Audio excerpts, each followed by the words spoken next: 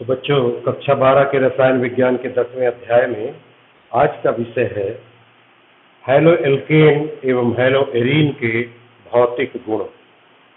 भौतिक गुण में सबसे पहले हम देखेंगे नंबर 1, रंग। तो शुद्ध अवस्था में हैलो एल्केन रंगहीन होते हैं, परंतु वायु के संपर्क में आने पर रंगीन हो जाते हैं। दूसरा बिंदु है भौतिक अवस्था, गलनांक और क्वथनांक। गलनांक और क्वथनांक किसी भी पदार्थ के इस बात पर निर्भर करते हैं कि एक ही प्रकार के अणुओं के बीच अंतर आणविक आकर्षण कितना है। अंतर आणविक आकर्षण अधिक होता है तो गलनांक और क्वथनांक भी अधिक होते हैं। अंतर आणविक आकर्षण कई प्रकार के होते हैं। आपने कक्षा 11 में पढ़ा है वंडरवाल आकर्षण, द्विध्रुव आकर्षण, हाइड्रोजन बंध, आयन डाइपोल आकर्षण इत्यादि। तो हैलो एल्केन में भौतिक अवस्था में देखिए CH3Cl प्रथम प्राथमिक सदस्य जैसे CH3Cl, CH3Br, C2H5Cl, ये तीन सदस्य क्लोरोमेथेन, ब्रोमोमेथेन और क्लोरोएथेन, ये तीन सदस्य गैस है। इसके आगे के सदस्य द्रव एवं ठोस है।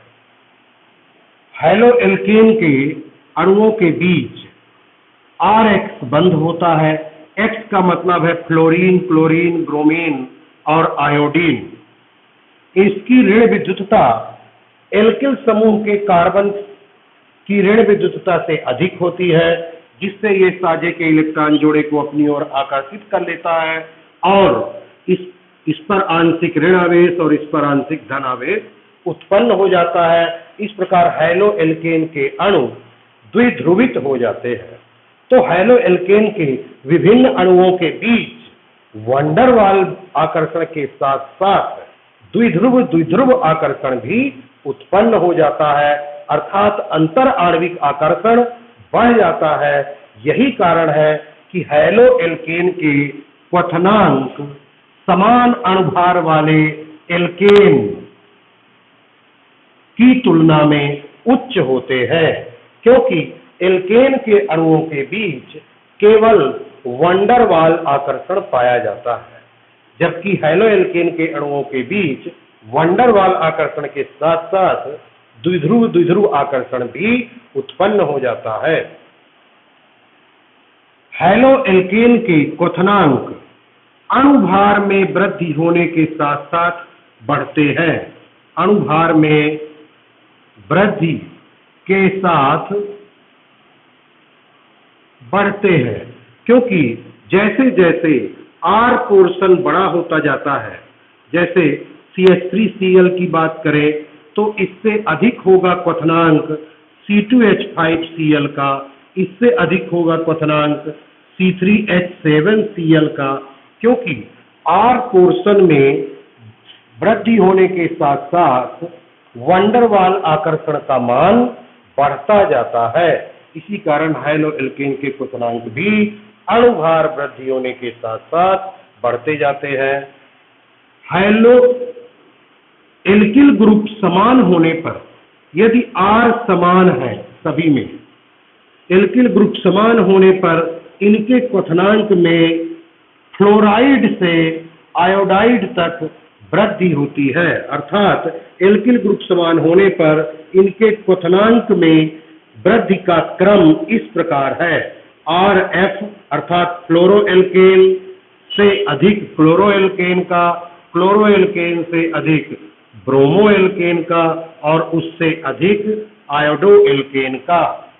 तो क्वथनांक में इस वृद्धि का कारण यह है कि हाइड्रोजन परमाणु के आकार में वृद्धि होने के साथ साथ उनके बीच अंतर आणविक आकर्षण अर्थात वंडरवाल आकर्षण में वृद्धि हो जाती है। इसी कारण एल्किल ग्रुप समान होने पर फ्लोराइड से आयोडाइड की ओर क्वथनांक में वृद्धि होती है। चौथा बिंदु देखिए कि समावयवियों में समावयवियों में एल्किल समूह में शाखा वृद्धि के साथ साथ क्वथनांक में कमी होती जाती है। समावयवी से तात्पर्य, जैसे हम यहाँ C4H9Cl क्लोरोब्यूटेन के 3 समावयवी होंगे, श्रृंखला समावयवी होंगे। देखिए CH3 CH2 CH2 CH2Cl, इसके पश्चात CH3 CH3 CH2Cl और तीसरा समावयवी है CH3 CH3 ये तीनों ही समावयवी देखिए इनका अणुसूत्र C4H9Cl है, इसलिए ये समावयवी कहलाएंगे। इसका नाम 1-क्लोरोब्यूटेन, इसका आइसोब्यूटिल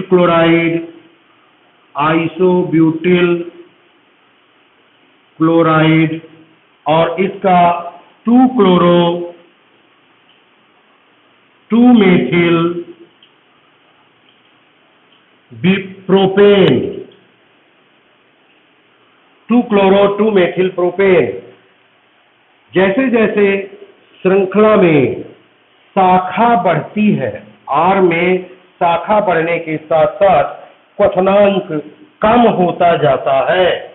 इसे इस उदाहरण से समझा जा सकता है कि 1-क्लोरोब्यूटेन का क्वथनांक 375 केल्विन होता है, जबकि आइसोब्यूटिल क्लोराइड का क्वथनांक 364 केल्विन होता है और 2-क्लोरो 2-मेथिल प्रोपेन का क्वथनांक 346 केल्विन होता है।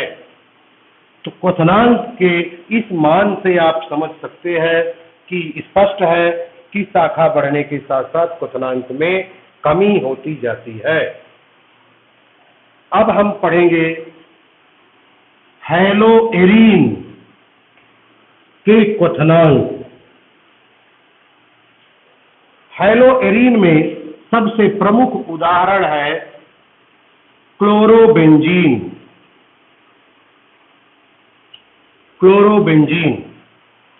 तो देखिए ये क्लोरोबेंजीन है, इसकी तुलना हम 2 प्रकार के यौगिकों से कर सकते हैं। पहला बेंजीन और दूसरा क्लोरोसाइक्लोहेक्सेन।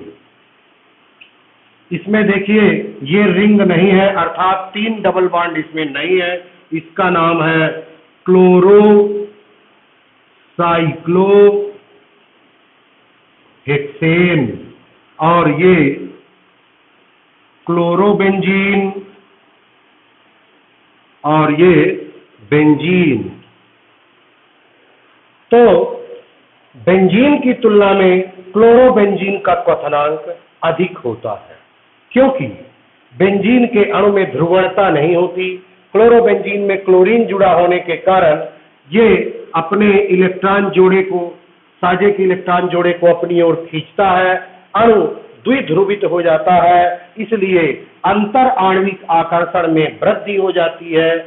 इसी कारण क्लोरोबेंजीन का क्वथनांक बेंजीन से अधिक होता है। अब हम बात करते हैं क्लोरोसाइक्लोहेक्सेन की। तो क्लोरोबेंजीन का क्वथनांक क्लोरोसाइक्लोहेक्सेन अर्थात संगत एलिसाइक्लिक यौगिक की तुलना में कम होता है, अर्थात क्लोरोबेंजीन का कम होता है, क्लोरोसाइक्लोहेक्सेन का ज्यादा होता है। ऐसा इसलिए होता है कि इसका कार्बन sp3 संकरित होता है और इसका sp2 संकरित होता है।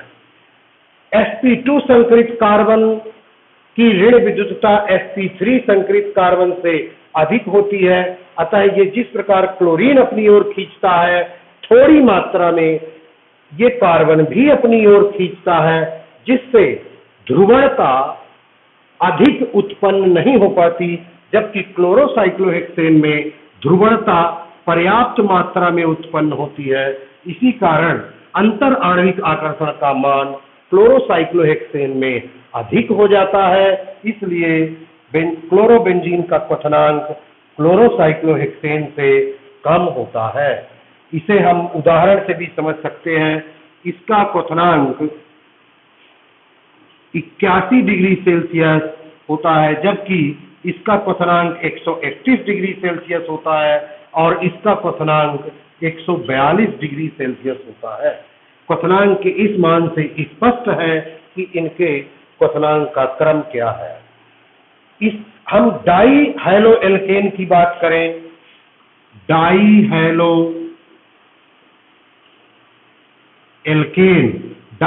एल्केन चूंकि 3 प्रकार के होते हैं, ऑर्थोडाइक्लोरोबेंजीन, मेटाडाइक्लोरोबेंजीन और पैराडाइक्लोरोबेंजीन। ऑर्थो, मेटा और पैरा डाइक्लोरोबेंजीन। तो यहां महत्वपूर्ण बात यह है कि इनके क्वथनांक लगभग समान होते हैं। क्वथनांक लगभग समान होते हैं, परंतु गलनांक, पैरा समावयवी का गलनांक ऑर्थो और मेटा समावयवी की तुलना में उच्च होता है।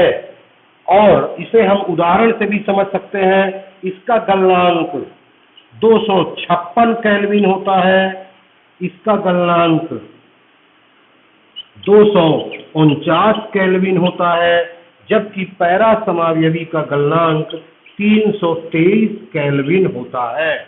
आप देख रहे हैं कि पैरा समावयवी का गलनांक ऑर्थो और मेटा समावयवी से काफी ज्यादा है। गलनांक में इस वृद्धि का कारण यह है कि पैरा समावयवी की संरचना सम्मित होने के कारण क्रिस्टल जालक में इसके अणु अच्छी तरह से मजबूती से फिट हो जाते हैं और संघनित संरचना, जटिल मजबूत संरचना का निर्माण करते हैं। इसी कारण इसका क्वथनांक ऑर्थो और मेटा समावयवी से उच्च